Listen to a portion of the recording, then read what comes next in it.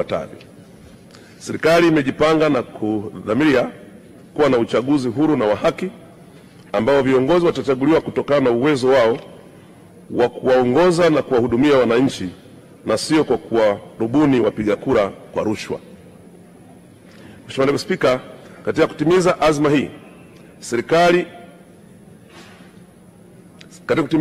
ya serikali, TAKUKURU imejipanga kudhibiti na kuzuia rushwa kabla, wakati na baada ya uchaguzi mkuu wa mwaka 2025 kwa kutoa elimu kwa umma kwa kutumia njia mbalimbali kuhusu madhara ya rushwa katika uchaguzi, kufuatilia nyendo za wagombea na wapambe wao kwa lengo la kuzuia vitendo vya rushwa, kukusanya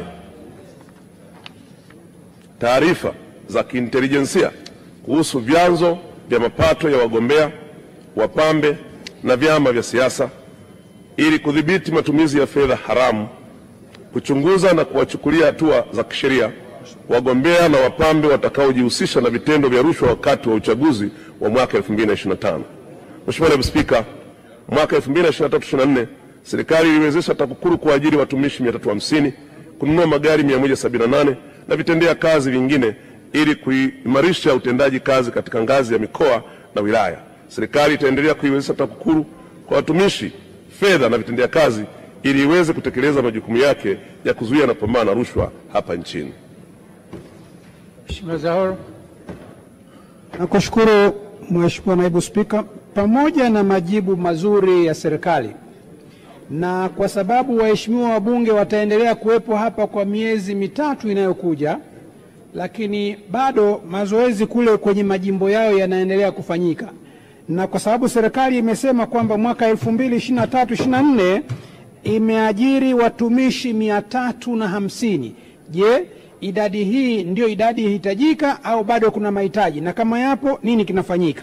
La kwanza. La pili, Mheshimiwa Waziri, ningeomba utusaidie. Kumekuwa kukijitokeza kwa dhahiri dalili za uvunjifu wa amani kwa lugha na kejeli na mambo mengi sana. Sasa ningeomba serikali iliambie bunge lako, je, mmejipangaje kama serikali ili kuhakikisha kwamba uchaguzi unaokuja utakuwa wa salama, wa huru na haki na hakuna mtu ambaye anayeweza kuzuia uchaguzi kwa mujibu wa katiba? Asante. Mheshimiwa Waziri, swala la kwanza linahitaji takwimu. Kama unazo zijibu, kama huna utazitoa baadaye. Sawa. Mheshimiwa Naibu Spika, nashukuru. Ninaomba kumjibu Mheshimiwa Zahoro maswali yake ya nyongeza kama ifuatavyo. La kwanza, serikali ya awamu ya sita toka imeingia madarakani imeweka nguvu kubwa sana katika kupambana na rushwa, kuzuia na kupambana na rushwa. Na katika kufanya hivyo tumeweza kupata vitendea kazi ambavyo kweli hatujawahi kupata kwa kiasi hicho toka chombo hiki cha TAKUKURU kuanzishwa, kupata magari 178 kwa TAKUKURU mapya, na ambao hawakupata mapya basi ya kwao ni mazima sana.